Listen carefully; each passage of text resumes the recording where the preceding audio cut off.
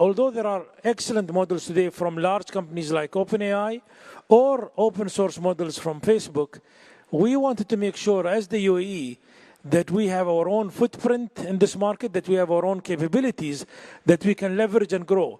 It doesn't mean we won't use other people's models, doesn't mean we will not leverage other partners, but it means we have our own anchor piece. And this journey started last year where we released, more frankly, to prove to ourselves at the beginning that we are able to release open source models that really rival the largest players globally. And when we did that in March, April last year, our model, the Falcon model, was rated globally by an independent body as the best performing AI model globally, beating all other large companies in this regard. Come September, other models were released between April and September from Facebook and other guys.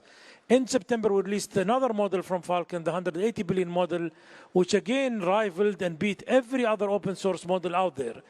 That gave us the encouragement to say, even though we are a smaller country, even though we have smaller teams, even though, although people say we have a lot of funding, actually we spent a fraction of what the other guys have spent, we are able to punch way above our weight. Now we're making sure we are ready as an organization, we're ready as a country to have our own models that can serve in the different sectors that we said, and that's something that we can rely on ourselves, and you will see a number of other releases happening in the next few months. Talk to me about the decision to open source. Why do that? I think there are two critical choices when referring to AI. You can leverage AI, and forget Falcon for a second. You can leverage AI by using a closed source model that belongs to a company. And I think there are many use cases that's fine to do.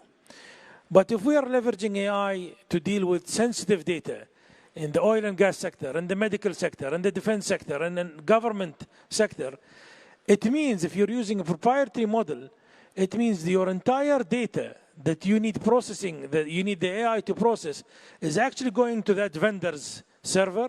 That vendor's AI server is processing it and is sending you back the information. Some use cases is fine, but sensitive data use cases, this can be, in my view, detrimental to the sovereignty of a country, to the sensitivity of the data you have.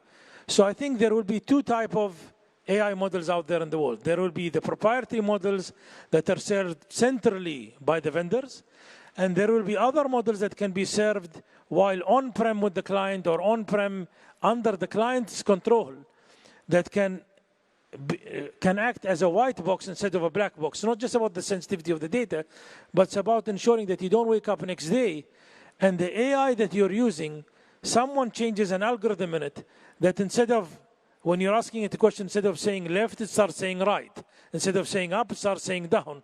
If you don't control that AI, you have no control on what that AI is going to say. And if it's going to be part of the fabric of our society, I think countries, companies, and individuals need to be conscious what AI is using for which use case. And us opening up Falcon as an open source is a contribution to the world to be able to say, come join hands with us. And we've launched something called the Falcon Foundation, very similar to the Linux Foundation. And you'll see a number of activities happening now where we're encouraging other players from around the world to contribute to that open source so that we gain and they gain, and we can all build our own proprietary solutions on top of it. And hence, that's a key motivation for us to create an alternative rather than just having one option to the world.